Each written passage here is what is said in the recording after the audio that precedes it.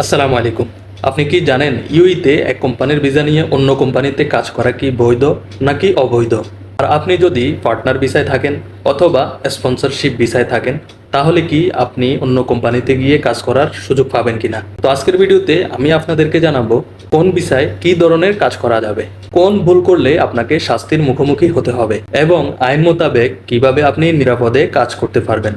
সংযুক্ত আরব আমিরাতে labour law না জানার কারণে আমরা অনেক সময় অনেক সুযোগ সুবিধা থেকে বঞ্চিত হয়ে থাকি। তাই আমি চেষ্টা করে যাচ্ছি ইউএইর লেবার ল সম্পর্কে আপনাদেরকে এক এক করে ধারণা দেওয়ার। আমি ইফতেখার উদ্দিন। আমি সংযুক্ত আরব আমিরাতের ইমিগ্রেশন এবং লেবার সেকশন নিয়ে কাজ করে থাকি। এক কোম্পানির ভিসা নিয়ে অন্য কোম্পানিতে গিয়ে সরাসরি কাজ করারই হচ্ছে অবৈধ। ইউএইর শ্রম আইন অনুযায়ী আপনি শুধু সেই কোম্পানির হয়ে কাজ করতে পারবেন যে কোম্পানিতে আপনার ভিসাটি ইস্যু হয়েছে। আপনি যদি অন্য কোম্পানিতে গিয়ে সরাসরি কাজ করতে যান তাহলে এটি ইউএইর লেবার ল ভায়োলেশন হিসাবে গণ্য করা হয়।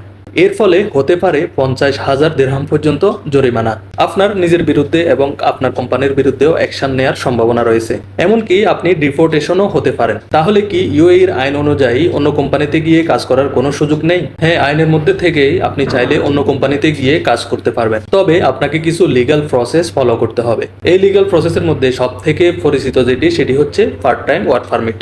এই পার্ট টাইম ওয়ার্ক পারমিটটি নিতে পারলে আপনি অন্য কোম্পানিতে গিয়ে কাজ করার সুযোগ পাবেন। তবে এই ওয়ার্ক পারমিটটি নেওয়ার জন্য আপনাকে কিছু প্রসেস ফলো করতে হবে। প্রসেসগুলো হলো আপনার বর্তমান কোম্পানি থেকে আপনাকে একটি এনওসি তথা নো অবজেকশন সার্টিফিকেট নিতে হবে। আমরা অনেকেই মনে করি যে এই এনওসিটি কোম্পানি দিয়ে দেওয়ার পর আমরা যে কোনো জায়গায় গিয়ে কাজ করতে পারবো। ব্যাপারটি আসলে এমন না।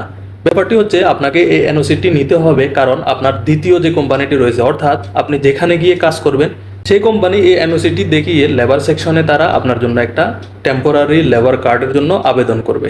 যখনই এই টেম্পোরারি লেবার কার্ডটি অ্যাপ্রুভাল হয়ে যাবে তখনই আপনি ওই কোম্পানিতে কাজ করার জন্য বৈধ হয়ে যাবেন। এই ক্ষেত্রে আপনি দুই কোম্পানিতেই কাজ করার বৈধতা পেয়ে যাবেন, অর্থাৎ আপনি প্রথম কোম্পানিতেও কাজ করতে পারবেন এবং দ্বিতীয় কোম্পানিতেও বৈধভাবে কাজ করার সুযোগ পাবেন। তো এখন অনেকে প্রশ্ন করে যে পার্টনার ভিসা অথবা আরবের ঘরের ভিসায় থেকে আমরা কি অন্য কোম্পানিতে গিয়ে কাজ করার সুযোগ পাবো কিনা? যারা ফ্যামিলি ভিসা রয়েছেন অথবা স্পন্সর ভিসায় রয়েছেন তাদের ক্ষেত্রে অন্য কোম্পানিতে গিয়ে কাজ করতে অবশ্যই ওয়ার্ক পারমিটের প্রয়োজন হবে।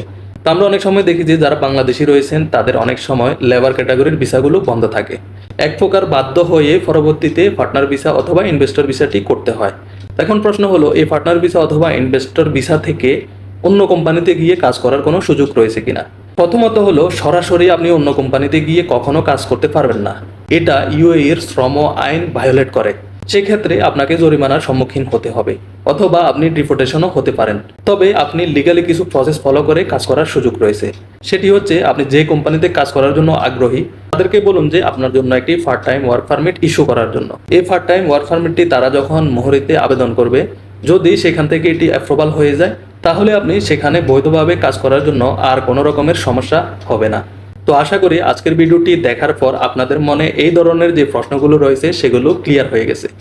তারপরেও যদি কারো মনে কোনো প্রশ্ন থাকে তাহলে আমার কমেন্টস বক্সে লিখে ফেলুন, আমি আপনাদেরকে উত্তর দেওয়ার চেষ্টা করব। নিয়মিত এই সকল গুরুত্বপূর্ণ ভিডিও অথবা আপডেট পেতে আমাদের চ্যানেলটি সাবস্ক্রাইব করুন, আমাদের আইডিটি ফলো দিয়ে সাথেই থাকুন। আপনি যদি উপকৃত হয়ে থাকেন এবং যদি মনে করেন আপনার ভাইকেও আপনি উপকার করবেন তাহলে আপনি এই ভিডিওটি শেয়ার করতে পারেন।